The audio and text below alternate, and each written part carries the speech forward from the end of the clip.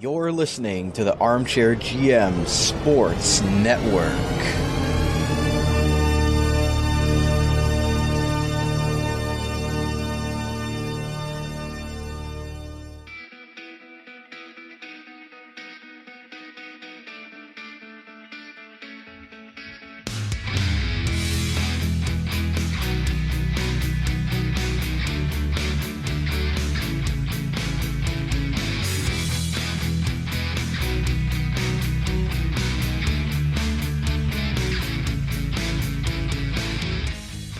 You're listening to the Full Count Major League Baseball podcast, your local source for trending Major League Baseball topics, season analysis, fun, objective discussions, and up-to-date coverage of the Toronto Blue Jays organization from right here in the Niagara region. Here are your hosts, Brandon Caputo, Reece and Colin Ward.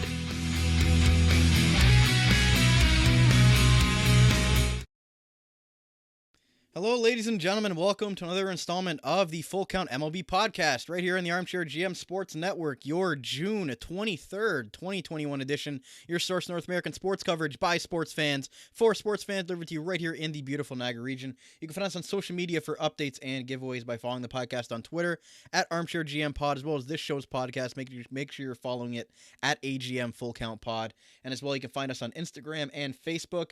And we're on many different platforms for you to listen to, including Spreaker.com, the free Spreaker app, Spotify, Apple Podcasts, Google Podcasts, iHeartRadio, CastBox, and Deezer, and now, of course, in video form on YouTube.com. So make sure you're smashing that like button, subscribing, and hitting that bell icon for all updates regarding our shows on YouTube and the video version. Lastly, our beautiful user-friendly website, armchairgmsports.com, for all things regarding the network, including articles, podcast episodes, sponsors, and contributors. Everything's on there for you guys. Please go and check that out, and please give us some love on whatever platform you're listening to us right now. As always, I'm one of your hosts of the Full Count MLB podcast. My name is Brandon Caputo. You can follow me right underneath there at Caputs13_AGM with a Canadian Z. And I'm always very pleased to be joined on the Full Count MLB podcast by two gentlemen to my left on the screen there. First, on the far left, he is the president of the Left-Handed Catchers Association. Doesn't have his mitt on today, even though he was out throwing yesterday.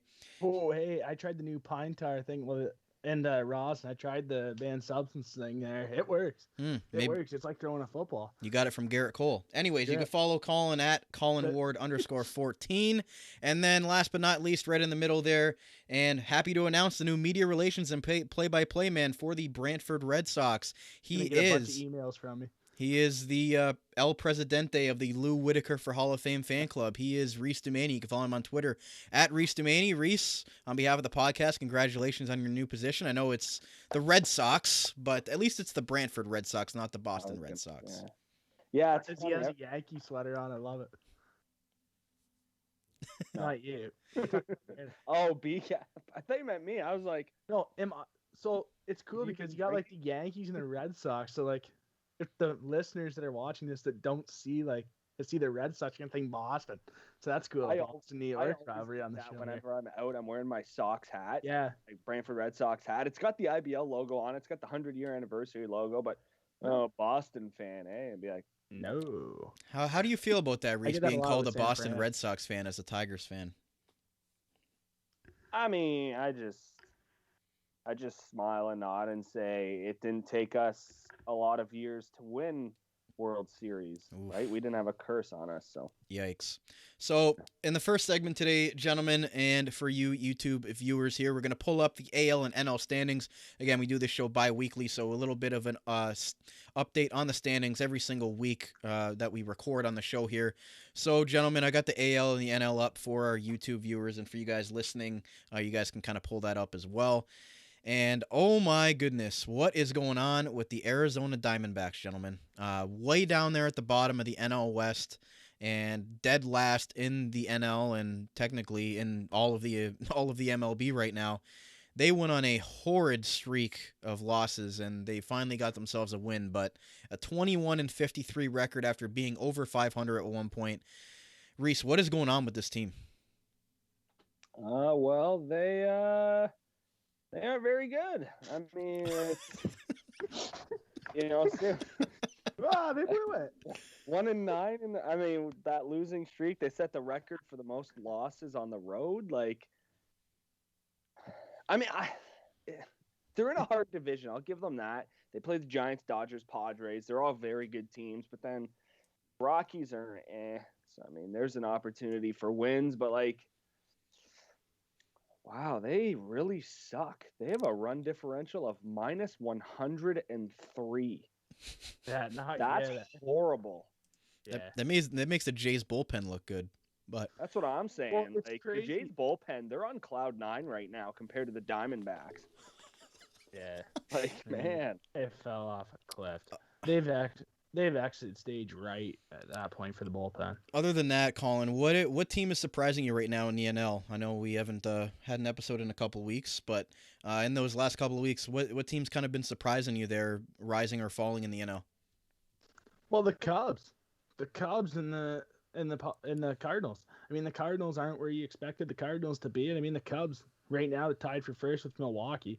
I mean, I never had the Cubs being that high in the standings at the beginning of the year. I mean, I would have never thought of them being that high just because, I mean, St. Louis went out and did all that moves in the offseason. I just thought it was St. Louis's division to win by 5+ games over Milwaukee, but the Cubs staying relevant here.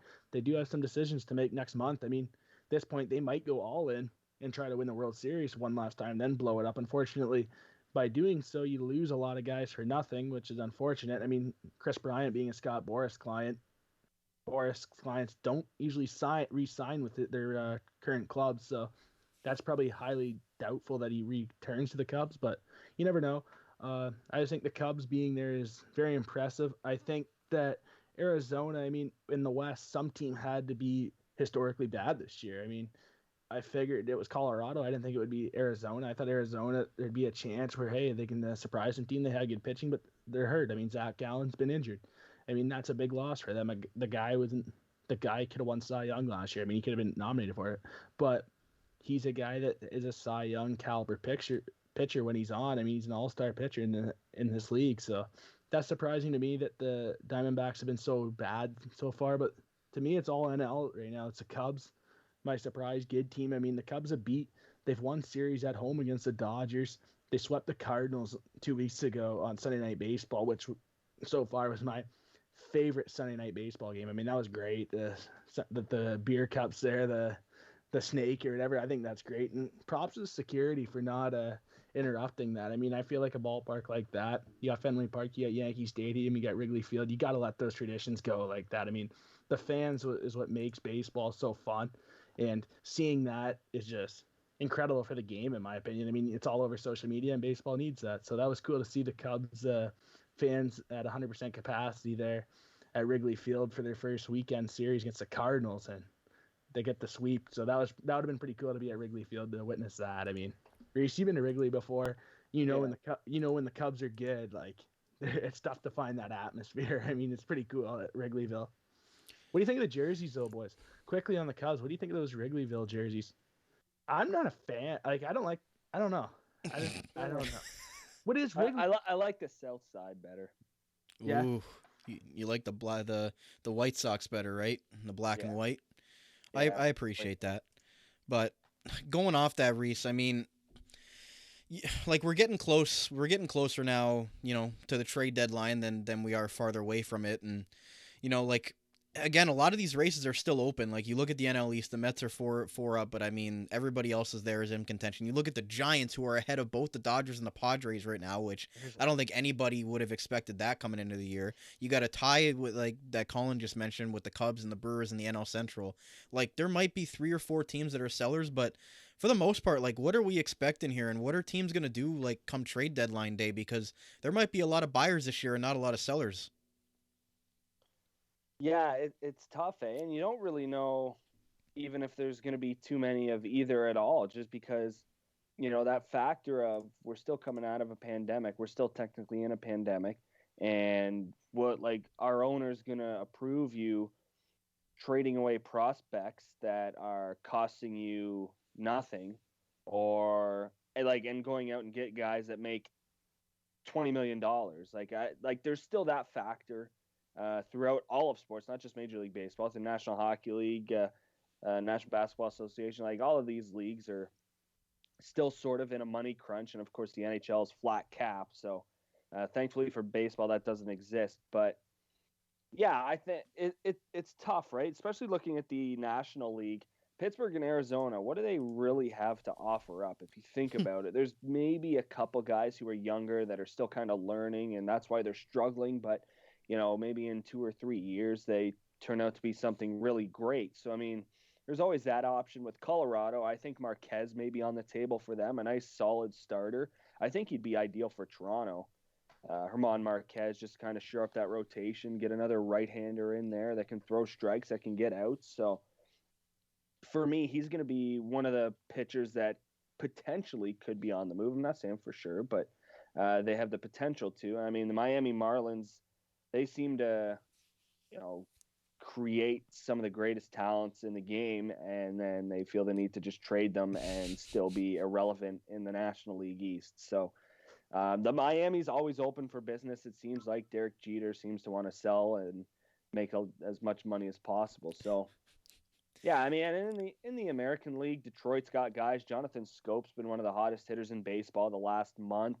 The Minnesota Twins, they're 6-4 in their last 10, so a little bit better, a little bit more improvement from them. But if they're 12.5 out now, if they still find themselves more than 10 games out of it within the next 3 weeks, then you could see someone move. Nelson Cruz at his age.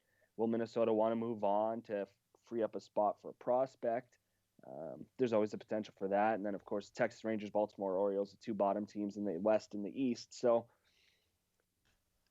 it's all dependent on, I think, what owners are willing to spend this year. I think that's still one of the biggest factors that plays into this. And obviously, if you're going for it, who cares about money, right? But some of those teams that are on the bubble and are on the fence of borderline wild card, you might see them just, stay put, not buy or sell. Just stick with the team they have now. So You got the Baltimore Orioles there with 1-9 in their last 10.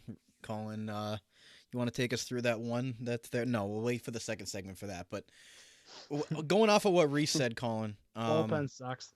Going off what Reece said, what are we expecting here, and with the trade deadline here, and with some of these teams that might be sellers? Well, I think with the parity in the league right now, that's good. Baseball had that in mind, right? More teams in and then the deadline than out of it. And I think that's what you're going to get. You're going to get a lot more buyers and sellers. For the Jays standpoint, the Jays are going to be buyers right now. The Jays aren't going to sell because, they paid Simeon $18 million to go for it this year. When you look at their division, when you look at a one-game wild card right now with that division, right now it probably looks like they're going to play Oakland or Houston in a wild card if they get lucky enough to get to that spot. That's a long ways away right now to be talking playoffs with the Jays when their bullpen's atrocious. But I think Jose Barrios too from Minnesota wouldn't be a bad option as well in the rotation. Ross Atkins spoke Sunday morning before their the third game of the series against Baltimore on the weekend, and he didn't. And when he was talking, he said he was going to make a move. They're in the works of making a move. I don't know if that was John Axford. I don't think it is because it's John Axford. That guy's not. He was good, but he played 2 weeks against guys that weren't big league players. What is he, right? You don't know what he is. That guy's not going to come in and win you a division title or clinch you. Yeah, you shouldn't expect your save totals to go up. Yeah, he's not going to pitch you the seventh, eighth, or ninth inning. That guy's not going to win you games. Barnes as well from the Mets. He's got a 5+ ERA. You're just adding, I think, below average pitchers to a way below average bullpen right now, which doesn't make sense to me. So I doubt that's the moves they're going to make. I believe they're probably going to make more because clearly anybody around baseball would know that's not enough to win. The Jays need multiple arms. They need multiple above average arms to win because, they've lost above average arms and now look at them, right? They had injuries, but they still lost those guys. So, you got to build on. It shows your depth of the organization by injuries. So clearly they don't have depth. But Ross Atkins didn't shy away from the rotation. He constantly went back to rotation. So does that mean Ross Stripling goes to the bullpen? You add a pitcher and you put Ross Stripling in the bullpen? Hopefully he doesn't show up teammates into the bullpen, but we'll see. Yeah, that whole thing with Joe Panic. But I see Zach Gallen being a guy as well that they could offer up a lot for because the Jays, I think the Jays would be interested in trading a prospect right now because that's above average for them, because I mean they have their guys right there, their core that are young, that are there for multiple years to come. I mean, you got Vladdy, you got Bichette, you have those guys that are there for multiple years. I mean, I'm not saying they're going to trade Austin Martin or someone or Montero, but certainly they have guys that they're third or fourth prospects that they could part ways with, and like a Jordan Groshans, they could part ways with a guy like that and not be affected. I mean, Austin Martin plays center field, shortstop, second base, third base. I mean, Jordan Groshan is a similar player, right? Who are you going to go with, a top 5 overall pick or Jordan Groshans, right? So, in my opinion, you're probably going to go with Austin Martin, but we'll see if they trade a prospect or not. That's a bigger prospect in their system just to see where they can get. But I think Zach Allen would be a good option as well. If you're going to go for a guy that's going to be, longer term, and I mean, if you're going to go all in, that's a guy to me that would be great, just because you look at his capability and put him in a good lineup, right, where he's going to be able to have run support, where he's going to get 5 runs in a game, to where if he doesn't give up 5, you're going to win games, hopefully with the bullpen getting better. But it's going to be interesting as well. I mean, but they're going to be buyers, in my opinion, the Jays.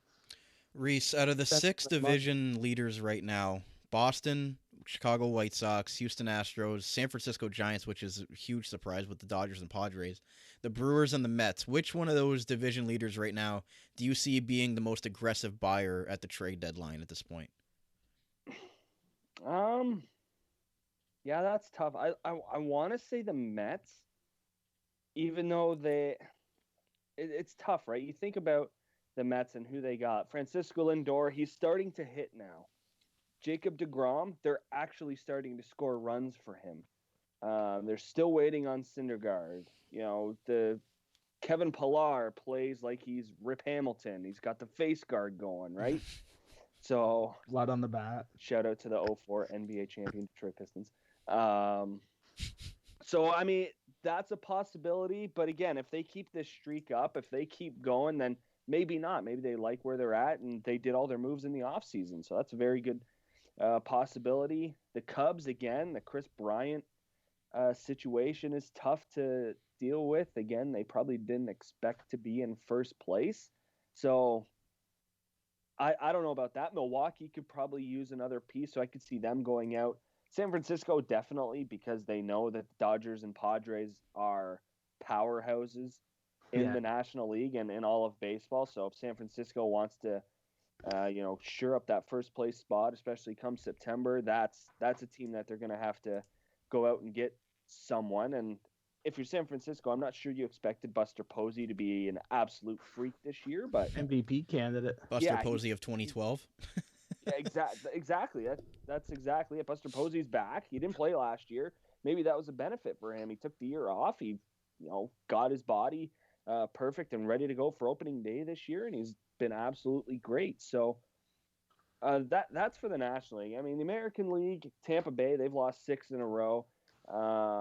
Franco's up. He's not going to be dealt and not even going to be considered to be in any trade. So I think they're okay. This is just a slide. Tampa Bay will be fine.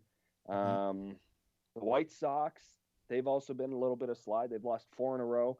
Cleveland and now only 2 back of the White Sox. I remember we were talking on the last episode. They were much way ahead. Good English, Reece. They're way ahead of everyone else in that division. So, I mean, there's a potential there for the White Sox. And then the Astros and A's are just going to duel it out. Oakland, we know they can't afford too many high talented players. That's just the way it is in Oakland.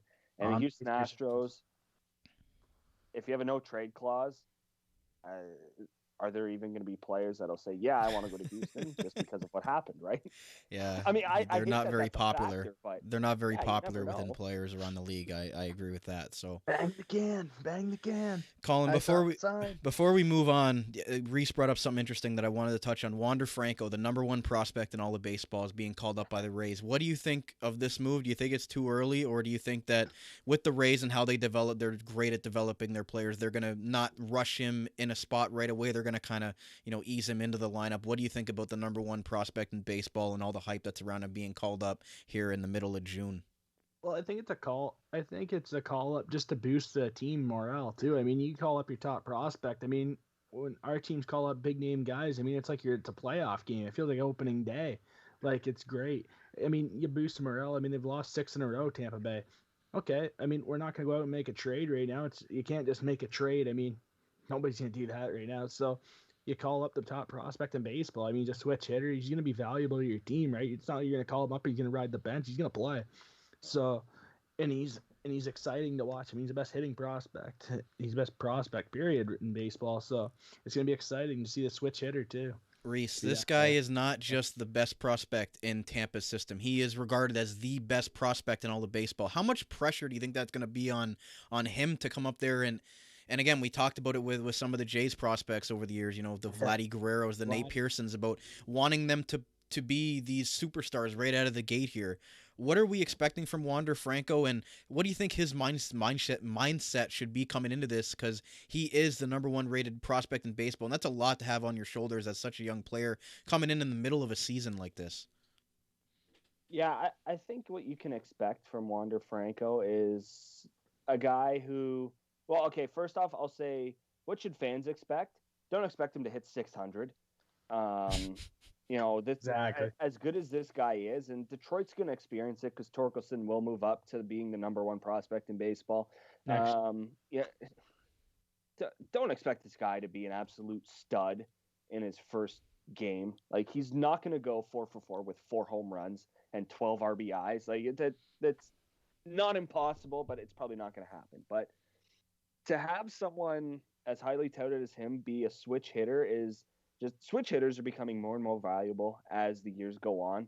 And I think that may start to become a big factor in developing players and actually drafting players.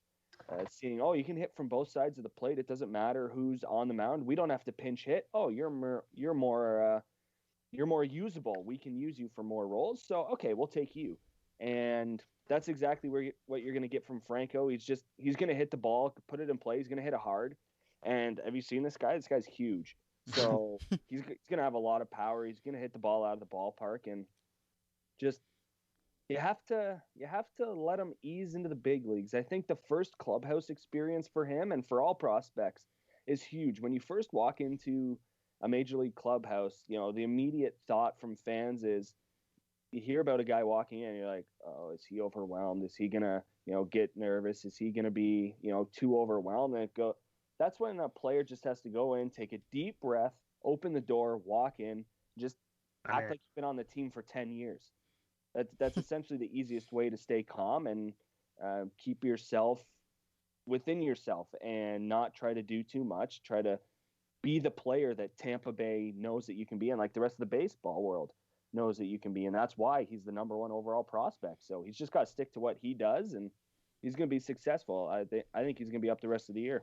Colin, quick thoughts, your thoughts on Wander Franco, and is that going to end up putting the Rays over the top, or do you think that, again, like Reece mentioned, it's going to take some time for this kid as a process and the number 1 prospect in all of baseball?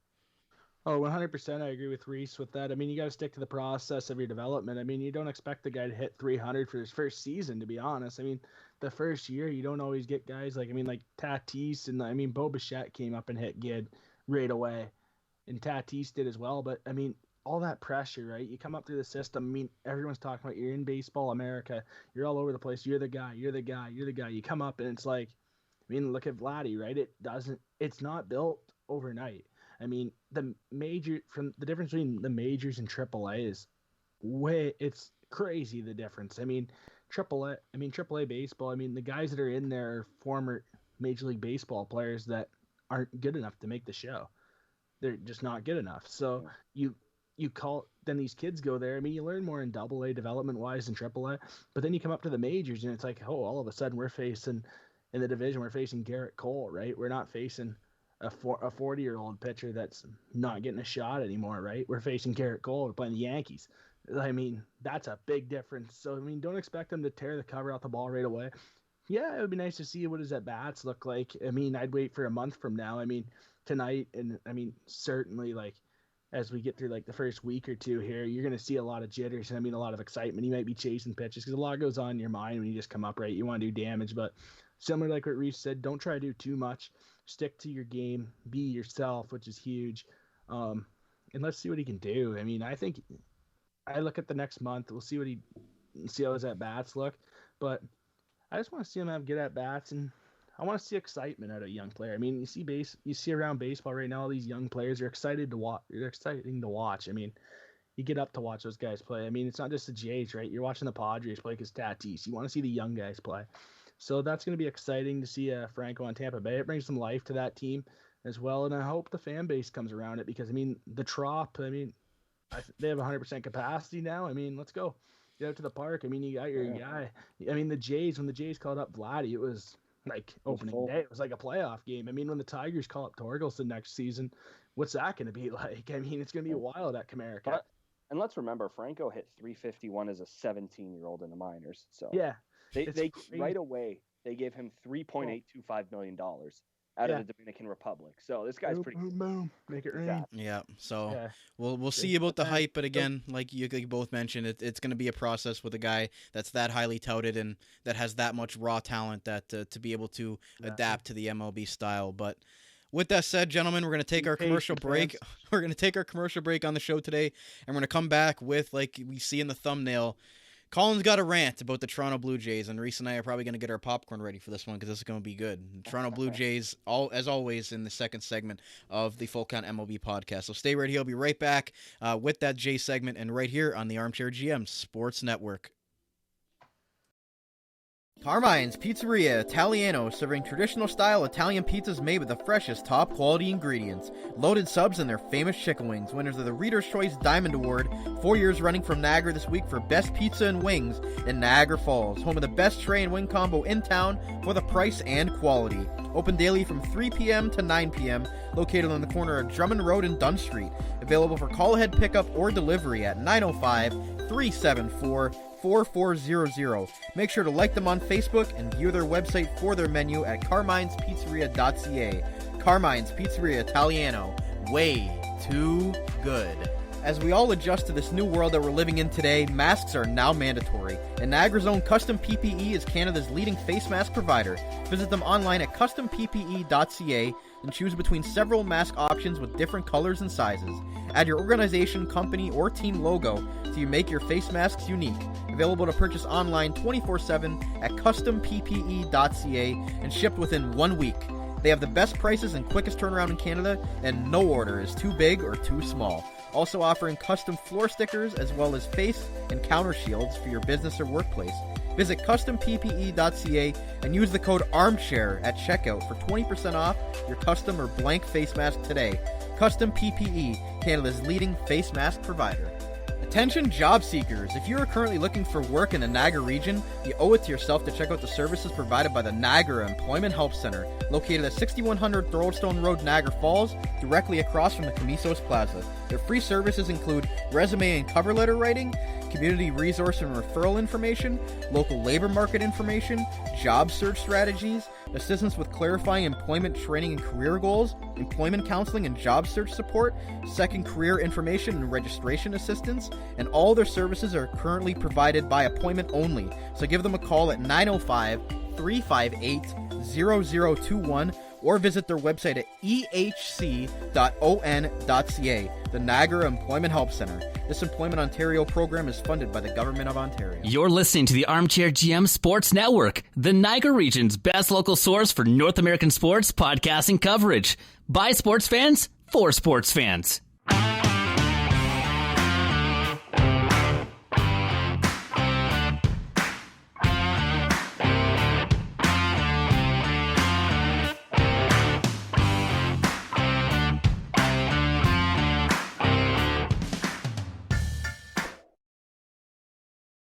Ladies and gentlemen, welcome back to the Full Count MLB podcast right here on the Armchair GM Sports Network. For you watching on YouTube, make sure you're hitting that subscribe button, smashing that like button, and hitting that bell icon for all updates on our YouTube channel. So with that said, gentlemen, let's get into segment 2. And before we get into Colin's rant there about the Toronto Blue Jays, which is going to be a good one, Reece, might not be a rant, it's just going to be dropping facts. Reece, let's quickly touch on the news that has hit. Quiet, Colin.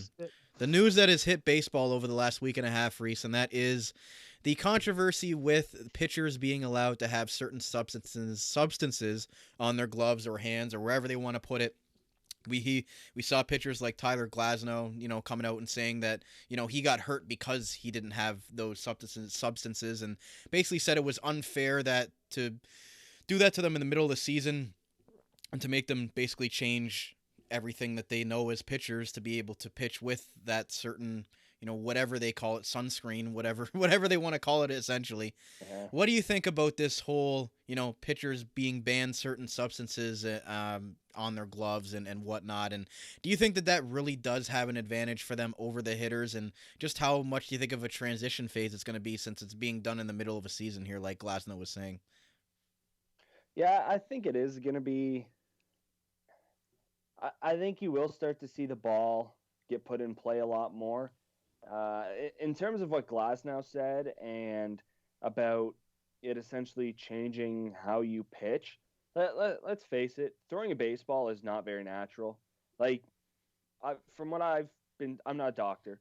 From what I've been told by some of the trainers that I've had playing, they say that it's actually the most awkward thing you can do in sports is pitching a baseball and the motion that you do with your arm. It's just really not meant to do that. So that's where the strength comes in. That's where all the workouts, all the training, everything, that's how you prepare yourself. But when I get that it's not a foreign substance, because they really haven't said that sunscreen and rosin are a foreign substance. I mean, they literally put rosin on the mound. So,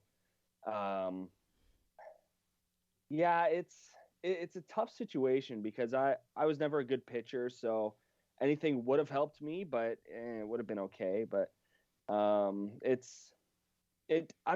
get the grip, but I really don't get how you pitch any differently. I mean, yeah, you might have to locate a little bit, like be more attentive to where you're actually locating the baseball and where exactly you want it to start and where you want it to finish, but that's totally different from gripping the baseball. Like, if you can't grip the baseball, then it's not going to be a strike.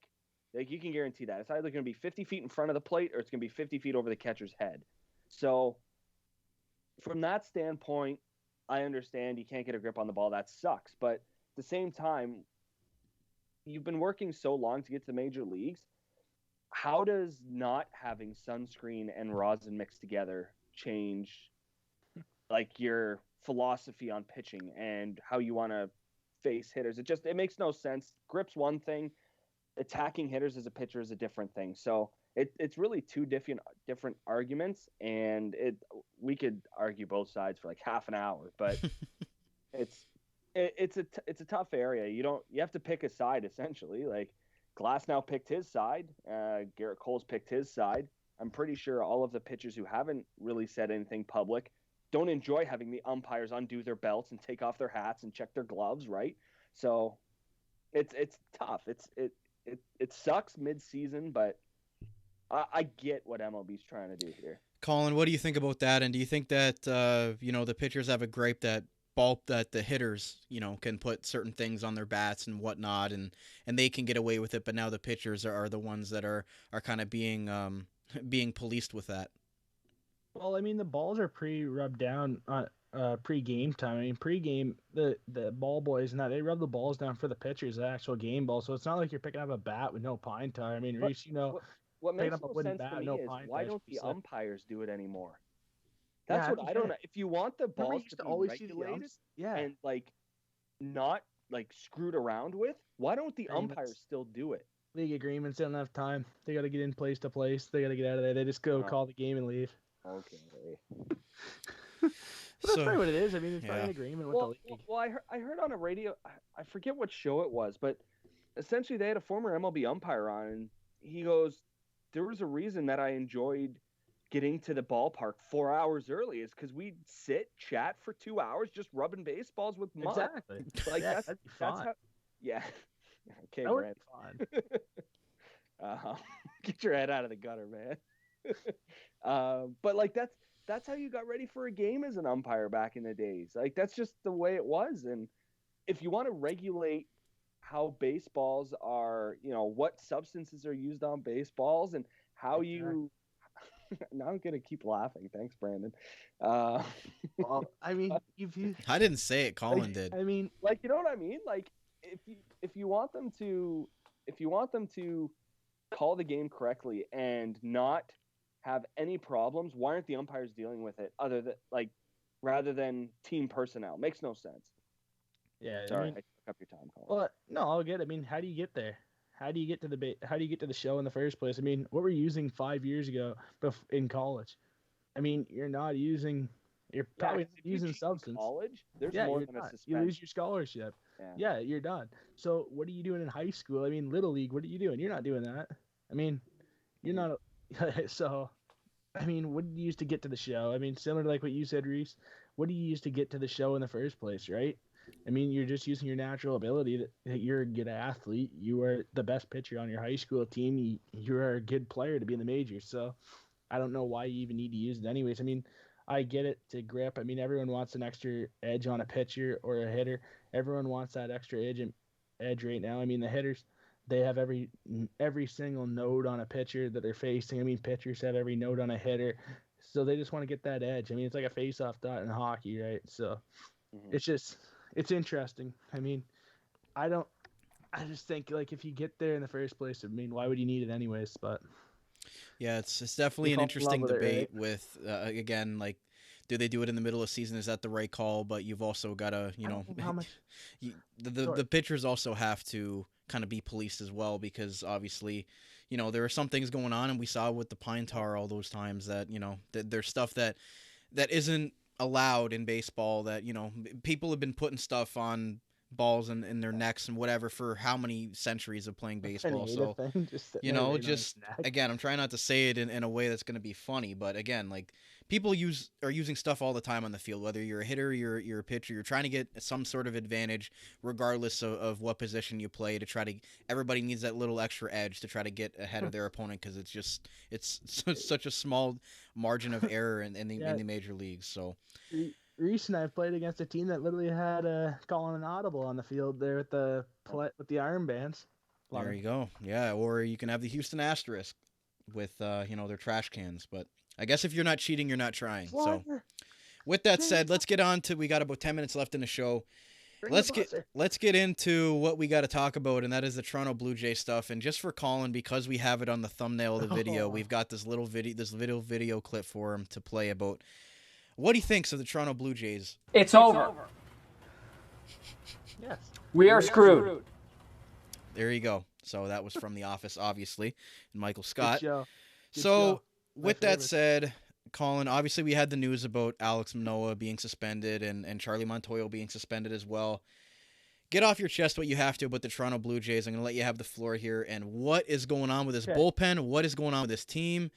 What is going on with Charlie Montoyo and not really holding his players as accountable as he should? I know they're young, but what is going on with the Blue Jays over the last month here? Because this has been a train wreck.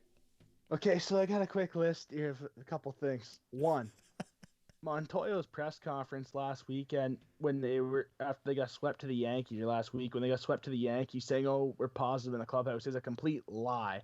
You could see it on his face. I mean, I think the big leagues is too big for Montoyo, in my opinion. I mean, you saw it in the past. I mean, you saw it in the playoffs last year. They got swept 2 quick games to Tampa Bay, like they didn't even show up. I mean, I just think being a Major League Baseball manager is tough to be. I mean, it is hard. And I just think it's too big for him. The situation is way too big for him to be a professional manager. But what he was saying was a complete lie about how the guys are positive. You don't lose 5 games in a row.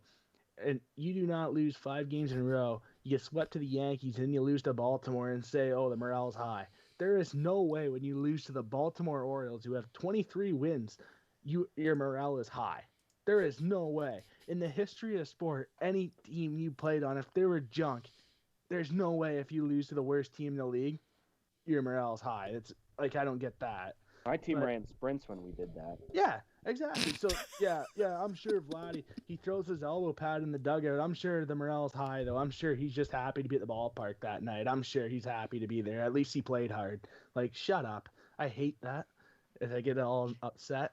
But 2, the bullpen, that's going to, I mean, it's not all Montoyo's fault. It really isn't for that, the bullpen. I mean, what has he got? I mean, Merriweather's out, Barecki's out. I mean, who does he have in the bullpen? He's got nobody. I mean, DeLeese is garbage. I mean, he's not a above average pitcher. He's not an above average reliever. He's not. I mean, he looks like a batting practice pitcher's motion, but I mean that has nothing to do with it if he can throw strikes, but he can't right now. Chatwood went through a funk. He's looked good now recently. I mean, we'll see how much that can stay in effect. I mean, there's a reason why the Cubs got rid of him for basically nothing, because he was garbage in Wrigley Field. So we'll see there how that can go. But they have a bunch of below average pitchers that they want to see pitch above average. And unfortunately for the Jays, that does not work out all the time. So that's not on Charlie Montoyo, in my opinion. That's not on Charlie Montoyo. That's on management. That's on management. And you could possibly get into the bullpen coach and the pitching coach, because the Philadelphia Phillies had the worst bullpen in baseball last year. Where's their bullpen coach? Gone. Their hitting coach or their pitching coach? Gone. They're gone. I mean, this is on the manager's still there. Joe Girardi is still the manager of the Philadelphia Phillies, right? So, but the pitching coach is gone from last year. I mean, and the bullpen coach is gone from last year. So clearly, if you think it's just on the manager, you're delusional. But we'll see. There's 2, 3 management. Management's got to do it. If you're gonna say we're gonna go after a deal, please don't make it be Barnes with a 5+ ERA and John Axford, who pitched against what? I mean, your bullpens fell off. They fell off the edge of the earth right now. I mean, we have a sound clip here. We can play it quick of what their bullpen is right now. Here you go.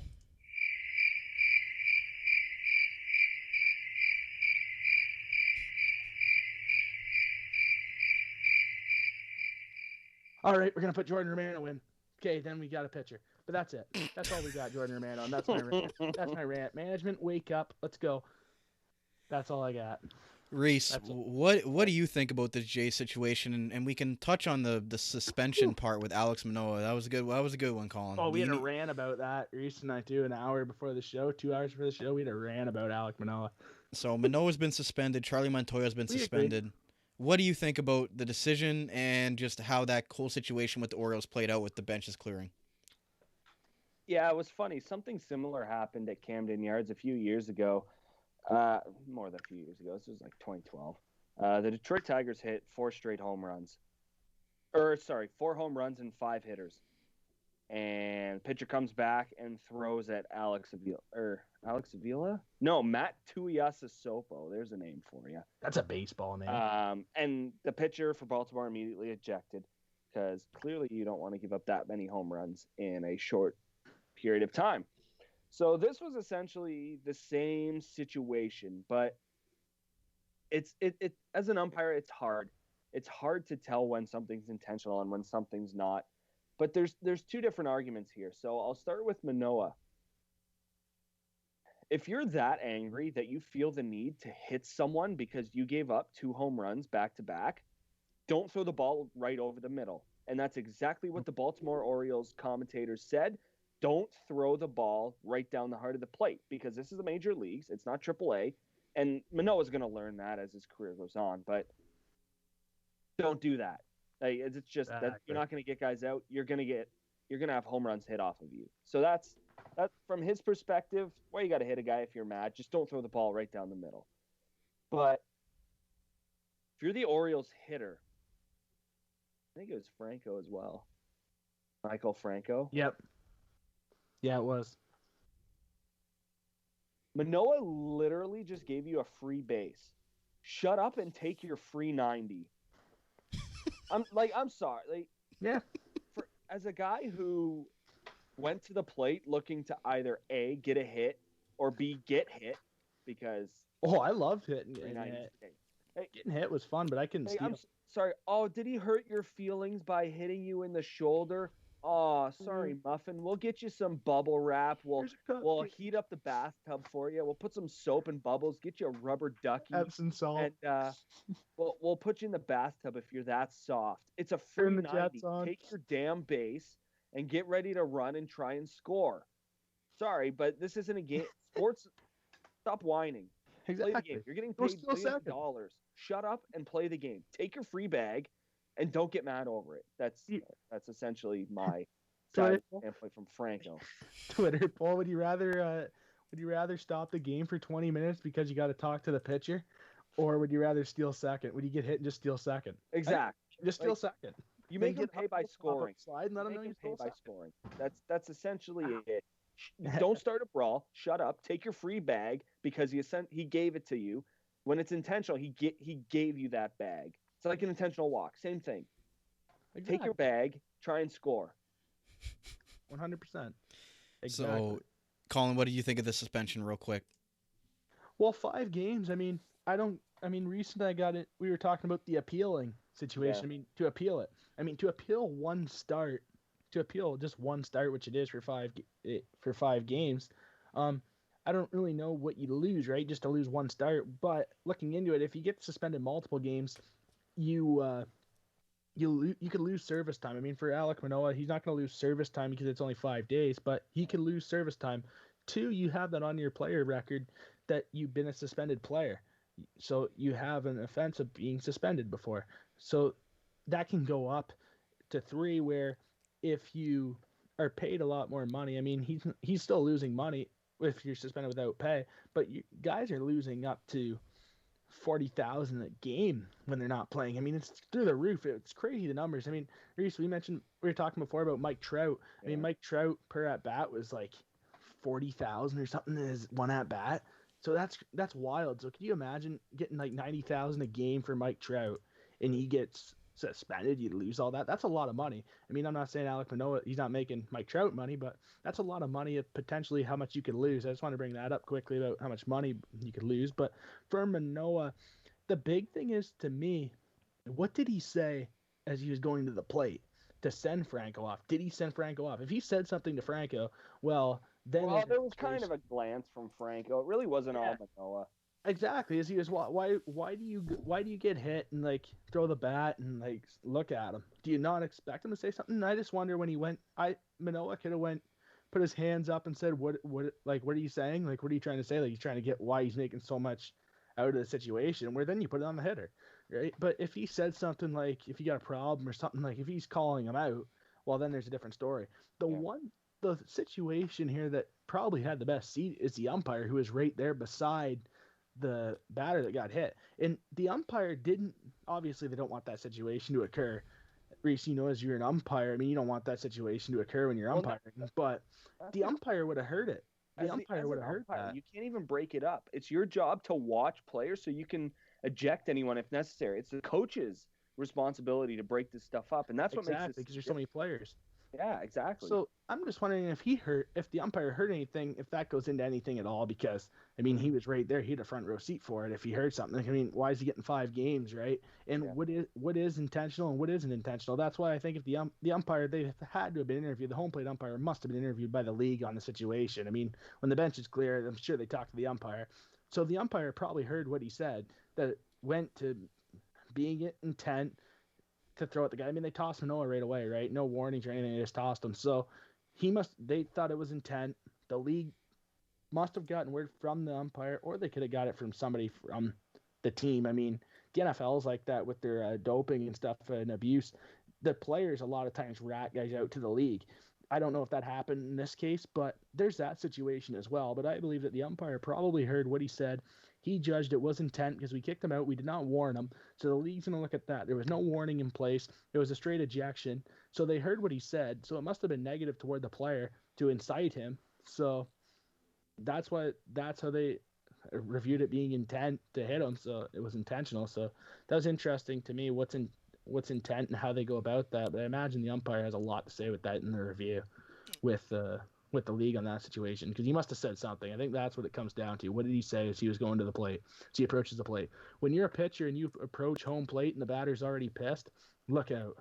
Nothing good happens when you're a pitcher and you go toward the plate after you hit a guy, especially after giving up 2 home runs. I've never done it, but I'm trying to incite somebody. If I want to incite something, I'm sure that's how I would do it. So that's interesting. Reece, final thoughts on today's show. I'm going to give it to you here. By the time we talk in a couple weeks again, the Jays are 7 games out. Do you think there's any way that they can make up enough ground to get into a wild card spot at this point with the way that they're playing right now? Wild card, yes. AL East, no. And John Axford is not going to, maybe in a 20-game span, He'll give you 1 or 2 wins. I don't know. He'll help you win 1 or 2 games. Maybe out of 40. Just don't expect John Axford to come in and get 20 saves and 20 attempts. That's just it's not going to happen. You have bigger problems. Like if John Axford is your first thought when it comes to mind about getting a relief pitcher, you are not at a level to compete for a World Series or even a playoff series win. And so, one last time for the Jays bullpen. Essentially. And the one thing I want to add to that is this is the Jays' opportunity to gain some ground. They got the 2-gamer here with Miami. They got the series with Baltimore where they go back to Buffalo with a full capacity, 100% capacity just announced yesterday, which is right on for the Jays. I mean, more Yankee fans though, so that's going to be interesting in September. But they play Miami a 2-game series. They got to win that series. They got to win both games. They play Baltimore. They got to sweep. You're 7 games back right now from the division. You can gain 4 games just like that. I mean, Baltimore and Tampa Bay are playing each other this week, right? So you're going to gain some games on one of those teams. So if you just take care of business, you're at least going to gain 3 or 4 games on those teams. So that's right on if you can do that. But you got to take advantage of that opportunity. You heard that in April. You heard that in May. Oh, Boston's playing Baltimore 12 times. Tampa Bay's playing Baltimore 12 times. New York's playing Baltimore 12 times. We haven't played them yet. Okay, got to take care of business. Reece, I know you mentioned that before. You can only lose 1 or 2 games to Baltimore all year if you want to make the playoffs. And okay, let's do it. Let's get it done. Right? Don't say it. Yep, don't say it. Don't say it. Let's get it done. Get it done, lead. Let's get it done. It's up to them, but this is leading up to the All-Star break. I mean, you only really have 1 or 2 tough series playing. I mean, you play Seattle after. That's a win. You got to win that series against Seattle. Yep. This is a great opportunity. If they're not in at the All-Star break, this is the next 2-3 weeks here on the season are very crucial for the Jays because they're playing teams that they have to win. They could win every series but the Tampa Bay series. You could pick them to win every single series that they're playing here but the Tampa Bay series. So at the end of the day, it's going to come down to can they get it done against the below average teams in baseball. They should, but they have one problem, their Achilles heel. The bullpen's terrible. Can the bullpen wake up? If the bullpen can wake up, they'll win those games. Well said, gentlemen. So we'll have to see where the Jays are at by their next recording in a couple of weeks here and see if they're closer than 7 games or if they're kind of going on the other end of that. And it would be unfortunate with the moves that they made this year. So with that said, that's going to wrap it up for today's episode of the Full Count MLB podcast. Hopefully you guys enjoyed this episode, all you baseball junkies, Jays fans, or non-Jays fans, if whoever listens to us out there.